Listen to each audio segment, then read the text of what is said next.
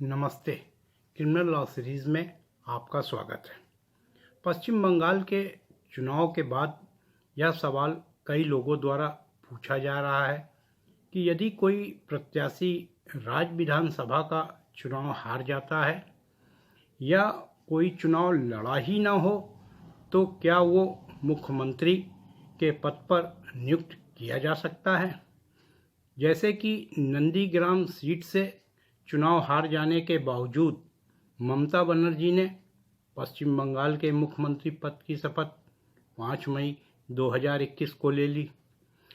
इसकी कानूनी वैधानिकता क्या है, ये जानना आवश्यक होगा कि भारतीय संविधान कॉन्स्टिट्यूशन ऑफ इंडिया के अनुच्छेद यानी आर्टिकल 168 के अनुसार प्रत्येक राज्य के लिए एक विधानमंडल यानी स्टेट लेजिस्लेचर होगा जिसमें राज्यपाल यानी गवर्नर शामिल होंगे। आंध्र प्रदेश, बिहार, तेलंगाना, महाराष्ट्र, कर्नाटक और उत्तर प्रदेश राज्यों में 2 सदन यानी हाउस और दूसरे राज्यों में 1 सदन होता है। जिन राज्यों में 2 सदन होते हैं तो पहला विधान परिषद यानी लेजिस्लेटिव काउंसिल और दूसरा विधानसभा यानी लेजिस्लेटिव असेंबली कहलाता है। और जिन राज्यों में 1 सदन होता है वो विधानसभा या लेजिस्लेटिव असेंबली कहलाता है। विधानसभा के सदस्य जनता द्वारा चुनकर आते हैं जिनको विधायक या एमएलए यानी मेंबर ऑफ लेजिस्लेटिव असेंबली कहते हैं, जबकि विधान परिषद के सदस्य अप्रत्यक्ष चुनाव द्वारा चुने जाते हैं और इनके सदस्यों को एमएलसी यानी मेंबर ऑफ लेजिस्लेटिव काउंसिल कहा जाता है। अनुच्छेद 169 और 171 विधान परिषद के गठन और संरचना के तथा अनुच्छेद 170 विधानसभा के संरचना के प्रावधान से संबंधित है। संविधान के अनुच्छेद 164 क्लॉज 1 के अनुसार राज्यपाल द्वारा मुख्यमंत्री को और मुख्यमंत्री की सलाह पर अन्य मंत्रियों की नियुक्ति करता है। संविधान के अनुच्छेद 164 क्लॉज 4 के अनुसार एक मंत्री जो लगातार 6 महीने तक राज्य विधानमंडल का सदस्य नहीं है तो उस अवधि की समाप्ति पर मंत्री नहीं रहेगा। इसलिए वैधानिक रूप से यह कह सकते हैं कि अनुच्छेद 164 क्लॉज 4 के अनुसार कोई व्यक्ति जो विधानसभा के सदस्य होने की योग्यता रखता हो वो व्यक्ति चाहे विधानसभा का चुनाव हार गया हो या चुनाव लड़ा ही ना हो या 2 सदन वाले राज्यों में से किसी सदन का सदस्य न होते हुए भी 6 महीने के लिए मुख्यमंत्री या मंत्री बनाया जा सकता है।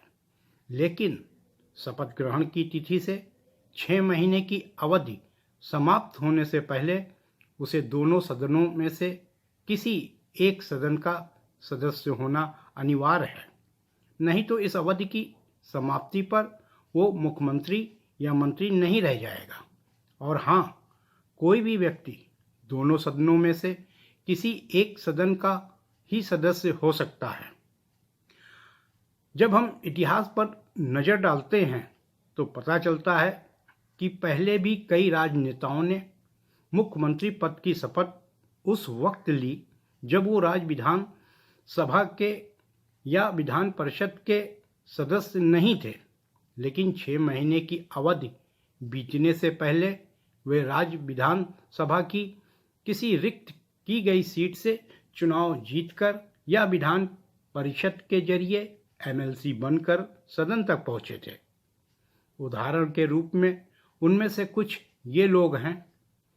1997 में बिहार में श्रीमती राबड़ी देवी, 2001 में गुजरात में श्री नरेंद्र मोदी, उत्तर प्रदेश की जब हम बात करते हैं तो 2007 में सुश्री मायावती, 2012 में श्री अखिलेश यादव जो उस वक्त सांसद भी थे, 2017 में श्री योगी आदित्यनाथ हालांकि ये भी उस वक्त सांसद थे।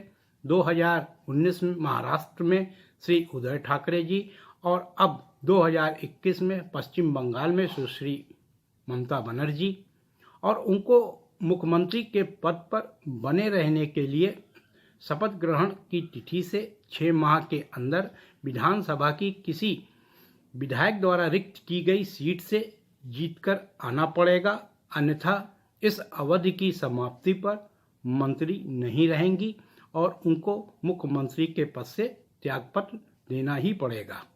इस प्रश्न की वैधानिकता को माननीय सुप्रीम कोर्ट के कुछ केसेस के अध्ययन से भी अच्छी तरह से समझा जा सकता है। पहला case Harsharan Verma versus Tribhuvan Narayan Singh 1971 AIR SC 1331। दूसरा case SR Chaudhary versus state of Punjab and others, judgment dated 17/8/2001। और तीसरे केस की बात करते हैं तो SP Anand versus HD Devegowda, judgement dated 6/11/1996 है। आज का टॉपिक पसंद आया हो तो लाइक करें, सब्सक्राइब करें और शेयर करें। Thank you.